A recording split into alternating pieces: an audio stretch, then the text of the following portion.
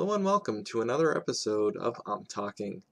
Today I decided to talk about a topic that I find really interesting, and the idea came from this article I was reading recently that talked about Microsoft at one point was considering buying SEGA. Now, I find this really interesting, and I think that it actually might have been good for SEGA to actually be acquired by Microsoft and have that backing.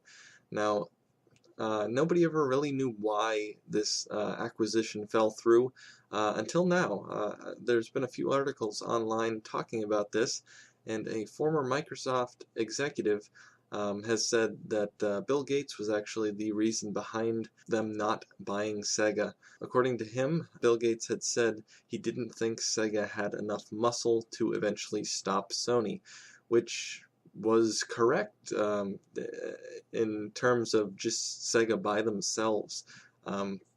They couldn't stop Sony, and they exited the console race, so he was pretty much spot on with that. But I think if Microsoft had acquired Sega, it might have been a completely different story. And I'm going to tell you why. There are a few reasons that I've come up with as to why I think it might have been good for Microsoft, or actually good for Sega, for Microsoft to acquire them. And one of those reasons being financial backing, of course. Now, with Microsoft backing Sega with their large amount of money, they really could have pushed Sega through the Dreamcast, PS2, GameCube era of consoles, and at least gotten them through that part. And I think they could have actually pulled ahead later in the game.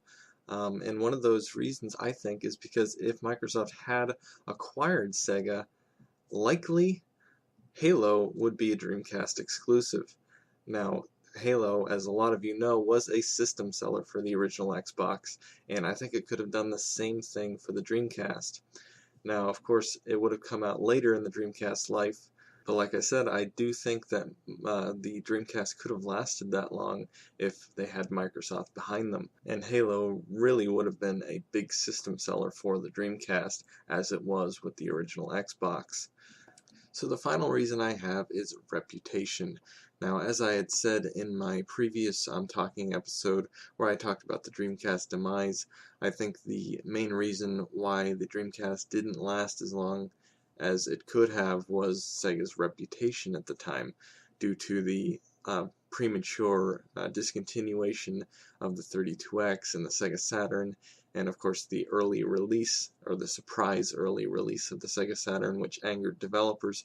Sega just didn't have a very good reputation at the time, and if Microsoft had acquired them, they would have the influence to get third-party developers back to Sega consoles after Sega had driven them away, mainly because of the whole Saturn fiasco, and consumers would have also likely given Sega another chance due to them having Microsoft behind them now.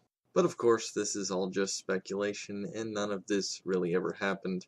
Microsoft had never acquired Sega, which is, I think, unfortunate, because I think Microsoft could have saved the Dreamcast, and today we could see the Dreamcast 2, the Dreamcast 3, or whatever Sega would have called their future consoles, and possibly even Shenmue 3, which would have been awesome. I'm still hoping for that, but not gonna hold my breath on that. But anyway, even though Microsoft never acquired Sega, never made that purchase, they still partnered with them to bring Windows CE compatibility to the Dreamcast, which made it easy for developers to port PC games over to the Dreamcast. And I believe some examples of those games include Star Lancer, Maximum Pool, and Armada. I'm sure that helped sales, but of course it didn't help enough, obviously. Had Microsoft made the plunge and bought Sega, I really do think they could have saved them. But what do you guys think? If you have an opinion on this, please leave a comment, do a video response, and let me know what you think of this. But anyway, guys, this has been another episode of I'm Talking. If you enjoyed this video, please comment, rate, subscribe, and thanks for watching.